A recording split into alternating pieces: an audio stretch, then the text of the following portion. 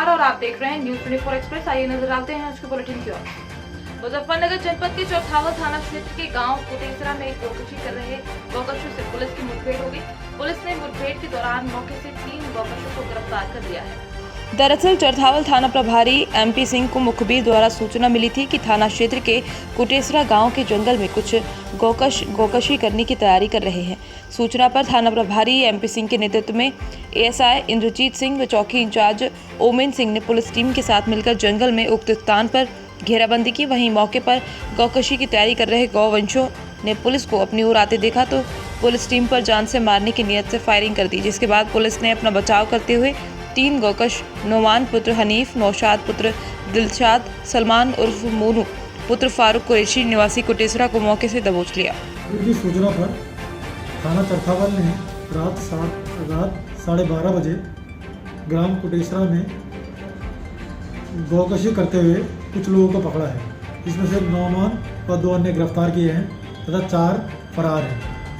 मौके से एक बछड़ा बरामद हुआ है तथा आगे की वैधानिक कार्रवाई जारी है।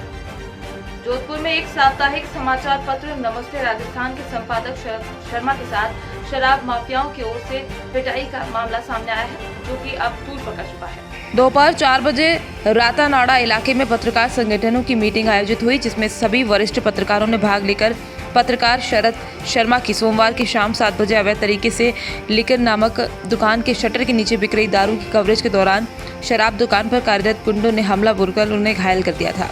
दुकान से जो है एक्स्ट्रा दरवाजे खिड़कियां बनी हुई है और जो ये है टाइम के अलावा ये लोग पहचान कर रहे हैं और नीचे जो है इन्होंने होल बना के वहाँ से भी बिक्री होती है। तो उसके लिए हमने आज ये दुकान का अभी टेम्पररी हमने इसको सील किया है। कल सुबह हमारे एक सिपाही के प्रेजेंस में दुकान खोली जाएगी और चेक की जाएगी। उसके बाद नियम अनुसार जो विभागीय कार्रवाई होती है वो इनके विरुद्ध अमल है। ये जोधपुर में हर दुकान पे ये ऐसी कैसी घटनाएं हैं, ऐसी कैसी है? अब हर दुकान पे आप जाके चेक कीजिए, एक ही ये चीज मिलेगी आपको। हर दुकान पे निरीक्षण समय अनुसार होता है। मैडम होता है तो इतना मतलब आज जोधपुर में कितनी दुकान है उसमें आपको बता अपनी साथ में चल के बता सकते हैं आपको कितना हो रहा है।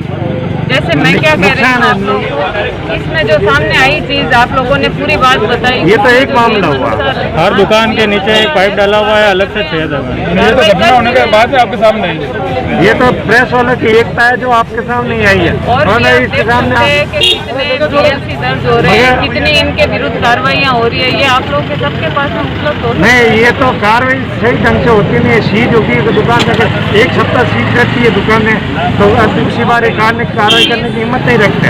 इसका पावर है जिला आबकारी अधिकारी को और ऊपर आयुक्त साहब को पावर है वैसे। और उसके अलावा ये जो अपने ये आप जो बता रहे हो कि दुकान में ये हुआ है, छेद किया हुआ है, सुरंग बनाया हुआ है, उसके लिए सीज नहीं होती है। अन्य जो नियम अनुसार जो कार्रवाई है वो हम करेंगे। Thank you. जनपद रामपुर के पिपला शिवनगर गांव के निवासी श्याम किशोर CRPF सेना से सेवानिवृत्त थे और वो अपने विभाग से निरंतर मासिक पेंशन लेते थे। कुछ दिनों बाद श्याम किशोर का निधन हो गया, फिर उनकी पेंशन अधिकारियों ने बंद कर दी। इसके बाद उनकी पत्नी भारतीय स्टेट बैंक पहुंची और वहां अधिकारियों ने उन्हें पेंशन देने से इनकार कर दिया, जिसके चलते अधिकारियों ने कुछ प्रपत्र पूरे करने को कहा। महिला ने वो प्रपत्र भी पूरे कर लिए, लेकिन CRPF विभाग के अधिकारियों की मनमानी के कारण प्रार्थी महिला अनुदेवी को पेंशन नहीं मिल पाई, जबकि स्वयं प्रधानमंत्री नरेंद्र मोदी ने उसे पेंशन देने का अधिकारियों को आदेश किया था, लेकिन लापरवाह अधिकारी कहां सुनने वाले हैं। वो एक्सपायर हो गए। फिर उसके बाद पेंशन माता जी को नहीं मिला। कब से मिल रही?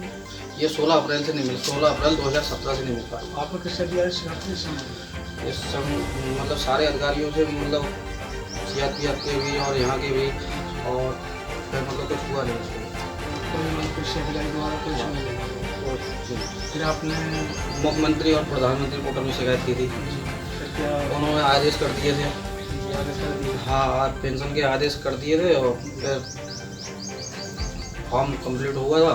उसके बाद कोई कार्रवाई आगे नहीं बढ़ी है। आदेश मुख्यमंत्री जी के आदेश के बाद भी कार्रवाई आगे? हाँ हाँ जी। आप क्या चाहते हैं?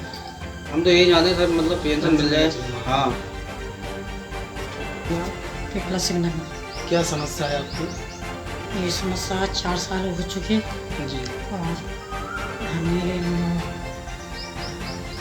प्रधान के जैसे हमने मुकदमा किया था और सब फाइलें हमारी जमा हुई हैं, फिर भी पैसे हमें मिल भी नहीं रही, बहुत समस्याएं आ गई। आपके पति कितने साल हो गए? चार साल खत्म हो गए। 4 साल में थे, उसके बाद कोई पेंशन नहीं आई? कोई 4 साल से कोई पेंशन नहीं आई है। आप किसी अधिकारी के पास गई थी? हाँ गए थे। फिर किसी अधिकारी ने आपकी सुनी या नहीं? नहीं सुनी। किसी ने सुनी? नहीं, किसी ने नहीं सुनी। सरकारी दफ्तरों के चक्कर काटते हुए नहीं सुनी? चक्कर काटते हो गए, पर किसी ने हमारी बात नहीं सुनी। फिर आपने किससे शिकायत करी थी? हमें मुख्यमंत्री से। मुख्यमंत्री जिनसे कही थी शिकायत? हाँ, उनसे करी थी। फिर क्या हुआ? फिर उन्होंने हमारी बात ही नहीं सुनी। मतलब मुख्यमंत्री जी ने आदेश कर दिया? हाँ, आदेश कर दिया। आदेश कर दिया? हाँ। उसके बाद में कोई निकला या नहीं? नहीं निकला। आदेश करने के बावजूद भी कोई अधिकारी आपकी नहीं सुनने आया? नहीं, कोई नहीं सुनने आया। शहीद के आखिरी दर्शन के लिए परिवार को 4 दिन का इंतजार करना पड़ेगा। 2 मासूम बेटियां राह तक रही हैं तो बुजुर्ग दादा दादी की आंखें भी पथरा गई हैं। गुरनावत गांव के निवासी लांस नायक की सिक्किम में शहादत मुख्यमंत्री सहित सिंधिया ने श्रद्धांजलि दी थी। अब सोशल मीडिया पर इसको लेकर जमकर नाराजगी सामने आ रही है। परिजनों ने सरकार पर सहयोग नहीं करने का आरोप लगाया है। रतलाम जिले के गोड़ावत का बेटा लांस नायक कन्हैया लाल जाट शनिवार को सिक्किम में सेना का वाहन साफ करने के दौरान हादसे में शहीद हो गया। हादसे की सूचना परिवार को देर रात मिलते ही परिवार और गांव में मातम पसर गया। 6 साल की बेटी आराध्या और 3 साल की किंजल पिता की राह तक रही है तो पत्नी, माता पिता और 75 वर्षीय दादी की आंख पथराई गई है। उसकी पत्नी का बेहाल हो रहा है। उसकी माता को देख लो। कोई एक आध हमारे को जाएंगे हम, इसके बाद में क्या दोगे क्या? अभी आप मांग यही की रखना चाहिए कि उनका सऊर कब आएगा। 1 दिन बोला, 2 दिन बोला, इतना टाइम लगता है क्या सऊर को लाने के लिए? अगर हमको बोल देता तो हम हमारी गाड़ी पहुंचा देते लेने के लिए। क्या उनके पास इतना भी ये नहीं है? फ्लाइट 2 ट्रेन से आ सकते थे 2 दिन में, पता है फ्लाइट नहीं है तो क्या 2 दिन में तो यहाँ पहले भी आते थे।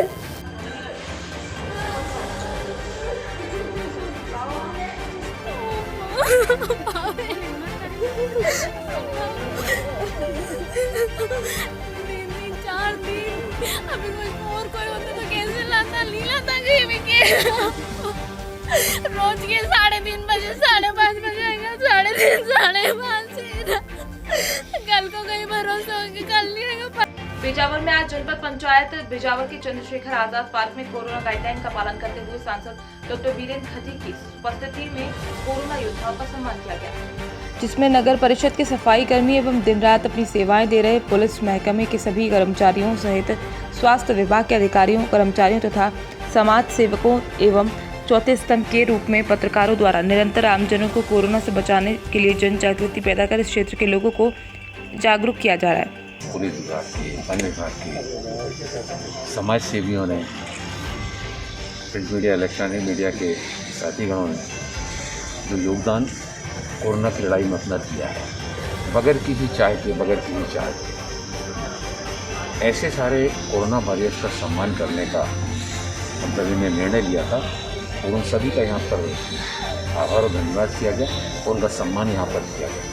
बहुत अच्छा लगा कि लोगों ने स्वयं अंतर प्रेरणा से आगे आकर आज समाज और देश के लिए ये बहुत बड़ी लड़ाई है और इसमें हमको भी अपना योगदान देने की आवश्यकता है। इस भावनाओं के साथ में शासकीय विभागों के अधिकारियों के साथ साथ और स्वयंसेवी संस्थाओं ने और समाज सेवियों ने और प्रिंट मीडिया के हमारे साथीगणों ने भी जो योगदान दिया है वो बहुत बड़ा योगदान दिया है। स्वास्थ्य विभाग के मैंने बहुत सारे ऐसे उदाहरण देखे हैं कि उन डॉक्टरों के सुरवाई में ब्लॉक कांग्रेस कमेटी के नेतृत्व में कांग्रेसियों द्वारा अनुविभागीय अधिकारियों ने पहुंचकर पूर्व मुख्यमंत्री कमलनाथ पर हुई एफआईआर के विरोध में राज्यपाल महोदय के नाम अनुविभागीय अधिकारी आरती यादव को ज्ञापन सौंपा। ज्ञापन के माध्यम से कांग्रेसियों द्वारा मांग की गई कि पूर्व मुख्यमंत्री श्री कमलनाथ जी के ऊपर दिनांक 22 मई 2021 को भादवी संहिता की धारा 188 एवं आपदा प्रबंधन अधिनियम 2005 की धारा 54 के तहत क्राइम ब्रांच भोपाल में अपराध पंजीबद्ध किया गया है, जो कि एक जनप्रतिनिधि एवं पूर्व मुख्यमंत्री एवं विधानसभा में नेता प्रतिपक्ष की आवाज को दबाने का कार्य किया जा रहा है। आज जो थाने में हमने आवेदन दिया वो आवेदन इसलिए दिया है कि जो मुख्यमंत्री शिवराज सिंह चौहान मौतों के आंकड़ों को छुपा रहे हैं। लगातार जो मौतें हो रही हैं लाखों में और बता रहे हैं बिल्कुल हजारों में, और शमशान घाट और कब्रिस्तानों का रिकॉर्ड कुछ और कह रहा है, अस्पतालों का रिकॉर्ड कुछ और कह रहा है। हमने ये निवेदन किया है, हमारा आवेदन थाने में देकर कि मुख्यमंत्री शिवराज सिंह चौहान के खिलाफ एफआईआर, झूठ बोलने की एफआईआर उनके खिलाफ भी होना चाहिए। द्वारा दिया गया, हम लोग को मधुमक्खी पालन का प्रशिक्षण दिया गया और हम लोग को मथुरा गाँव में ग्रुप है सबुजयान किसी ग्रुप के नाम है, उस ग्रुप के हम लोग सदस्य हैं 10 मेंबर है। 10 मेंबर को सरकार द्वारा मधुमक्खी का पालन किया गया है। इसका भी एक बड़े पैमाने पर जानकारी जामताड़ा जिले की आबो हवा मधुमक्खी पालन के लिए काफी उपयुक्त है। हालांकि पिछले कई सालों में जिले के कई गांवों में मधुमक्खी पालन के लिए प्रशिक्षण भी दिया जा चुका है, लेकिन बाजार और जागरूकता के अभाव में यहां पर कारगर साबित नहीं हो पा रहे। हालांकि जामताड़ा जिले के ही नाला प्रखंड अंतर्गत मथुरा गांव में इन दिनों मधुमक्खी पालन किया जा रहा है। एक स्वयं सहायता समूह द्वारा ये काम किया जा रहा है, जो काफ़ी हद तक सफल भी है। बीते 1 महीने से ये काम चल रहा है, जहां आम के बगीचे के मधुमक्खी पालन किए जा रहे हैं। धीरे धीरे मधुमक्खी का छत्ता भी दिखने लगा है, जिस वजह से मधुमक्खी पालकों के बीच काफ़ी उत्साह भी है। पूर्व उप मुख्यमंत्री सह आजसू सुप्रीमो सिल्ली विधायक सुदेश महतो ने मंगलवार को सोनाहातू प्रखंड सभागार में अधिकारियों के साथ समीक्षा बैठक की।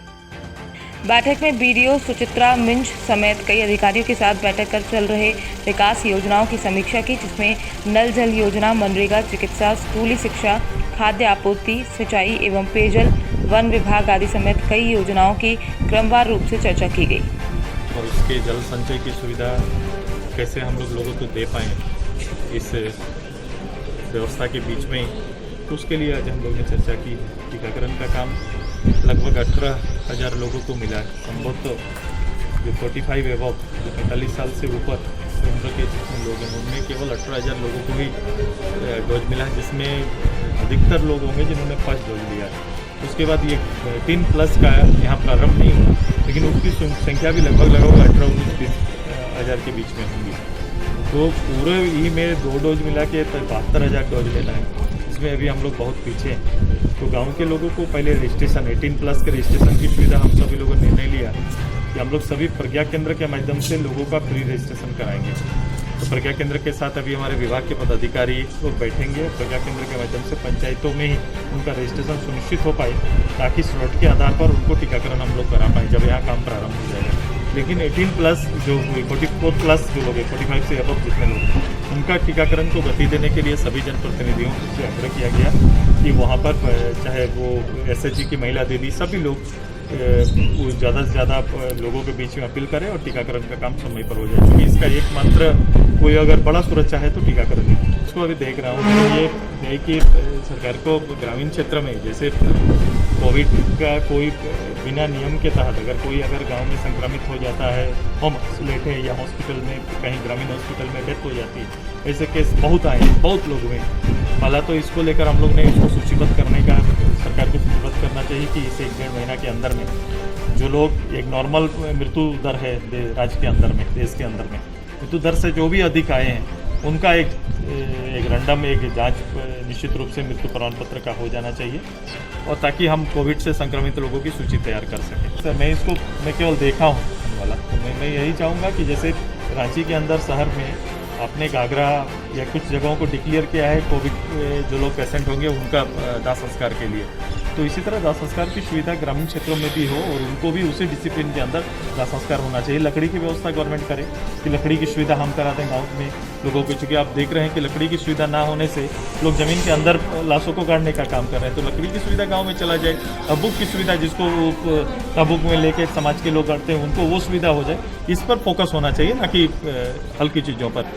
सुनिश्चित गवर्नमेंट ये करे कि इससे होने वाले जैसे कोविड से होने वाले प्रभाव पर भी केंद्रित होना चाहिए। इससे जो प्रभाव सामाजिक रूप से जो प्रभाव आ रहा है, इसके आर्थिक रूप से जो प्रभाव आ रहा है, शैक्षणिक प्रभाव आ रहा है, मैंने हमेशा इनको इंगित किया, ये तीनों पर केंद्रित होना चाहिए। रोजगार के लिए सृजन का जो मूल आधार है मनरेगा, चूँकि अभी बारिश के 15 जून के बाद 30 जून के बाद किसी तरह का रोजगार सृजन हो नहीं पाएगा, 3-4 महीना ये पूरा व्यवस्था ठप रहेगा। तो रोजगार का 100 डेज तो 200 दिन का करना चाहिए, ताकि वो 200 दिन का रोजगार आम गरीब लोगों के हाथ में आए। ऐसे लोग जिनका रोजगार छूट गया, जैसे ठेला पहुंचा में काम करने वाले लोगों के लिए तो आर्थिक पैकेज सरकार को सुनिश्चित करना चाहिए। शिक्षा के लिए 2 साल से शिक्षा का व्यवस्था जो बना हुआ है, आप क्लास आप प्रोन्नत कर देंगे, प्रोन्नत करने से ज्ञान का उन्नति नहीं हो जाता है। तो ये ध्यान रहे कि जो शिक्षा की व्यवस्था जो यहाँ पर हुई है, खासकर रूरल एरिया में जहाँ पर इंफ्रास्ट्रक्चर का सुविधा नहीं है, जहाँ पर नेट काम नहीं करता है, जहाँ पर आम गरीब लोग के बच्चे जो खासकर सरकारी स्कूल में पढ़ते हैं, उनको किसी तरह की मोबाइल सुविधा, नेट की सुविधा उपलब्ध नहीं है।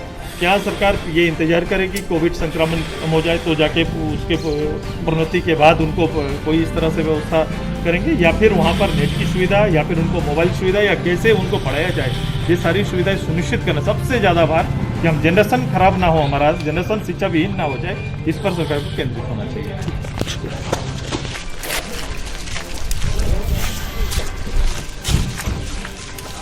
दे दो पंकज। सेंटर भी तैयार किया गया है और प्रदेश के 19,000 संविदा कर्मचारी हड़ताल पर हैं। मधुबाबा सीएचसी में हड़ताल से स्वास्थ्य सेवाएं गड़बड़ा गई हैं। पूरे मध्य प्रदेश में आज शुरू हुई संविदा कर्मचारियों की हड़ताल के चलते प्रदेश में स्वास्थ्य सेवाएं चरमरा गई हैं।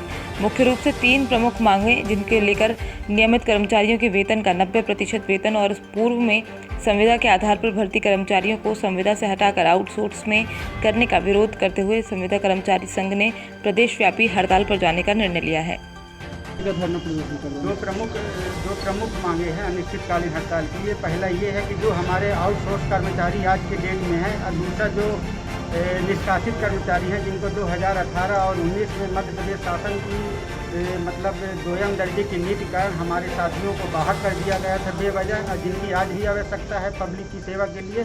और दूसरा ये है कि हमारे सभी संविदा कर्मचारियों को नियमित किया जाए और नियमित कर्मचारियों के वेतन के समतुल्य 90% देने की जो 5 जून 2018 की जो सरकार की नीति थी, उसको स्वास्थ्य विभाग में भी लागू किया जाए। आपदा काल में ही क्यों चुना गया हड़ताल के लिए? हड़ताल आपदा काल के कारण नहीं चुना गया है। हड़ताल के पीछे मुख्य उद्देश्य यह है कि 3 साल होने के बाद भी 5 जून 2018 को जब मध्य प्रदेश शासन ने यह निर्णय दे दिया था कि सभी विभागों के संविदा कर्मचारियों को 90% वेतन दिया जाएगा नियमित कर्मचारियों के बराबर।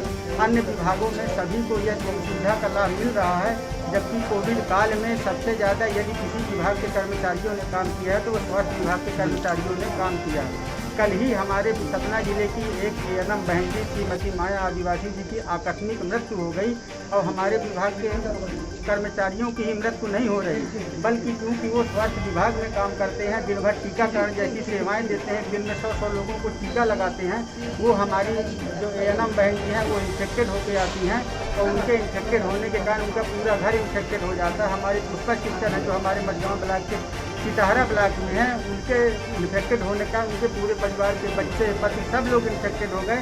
घर में कोई एक सदस्य नहीं बचा प्रदेश में, कोई सब्जी ला सके, कोई किराना ला सके, कोई दवाई ला सके, कोई देख रेख करने वाला तक नहीं है। किसी की मृत्यु हो जाती है तो मध्य प्रदेश शासन की ऐसी कोई नीति नहीं बनी है कि उसके परिवार के पालन पोषण की व्यवस्था सरकार के द्वारा की जा सके।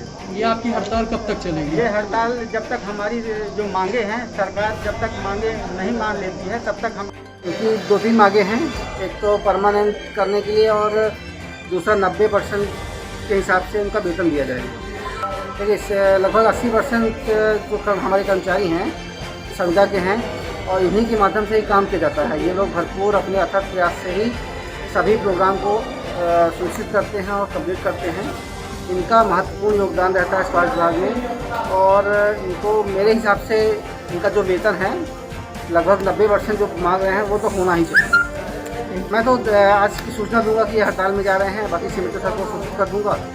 और बाकी हमारे पास जो परमानेंट कर्मचारी हैं उनका ही हम सहयोग लेंगे, उन्हीं के माध्यम से हम कार्य करवाएंगे। जो हमारे फील्ड में कर्मचारी हैं उनको भी हम बुला के काम संपादित करवाएंगे। प्रेस नहीं है, प्राइवेट कर्मचारी कोई भी नहीं आएगा।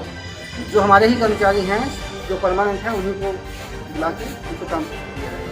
स्वास्थ्य विभाग और जामताड़ा जिला प्रशासन के दिशा निर्देश पर मंगलवार से घर घर कोविड-19 को लेकर सर्वे कार्य का शुभारंभ किया गया। वहीं देवलवाड़ी पंचायत में सर्वे कार्य का औचक निरीक्षण बीडीओ महेश्वरी प्रसाद यादव और पीएम आवास योजना के प्रखंड समन्वयक ने किया। मौके से बीडीओ श्री यादव ने स्वास्थ्य कर्मचारियों से आवश्यक जानकारी हासिल करते हुए कई महत्वपूर्ण दिशा निर्देश भी दिए। विदित हो कि स्वास्थ्य विभाग और जिला प्रशासन के निर्देश पर जिले भर में बढ़ते कोविड-19 के प्रकरण को रोकने के लिए 25 मई से 5 जून तक एक विशेष अभियान चलाया जा रहा है। आज के बुलेटिन में फिलहाल इतना ही। बने रहिए न्यूज़ 24 एक्सप्रेस के साथ। नमस्कार।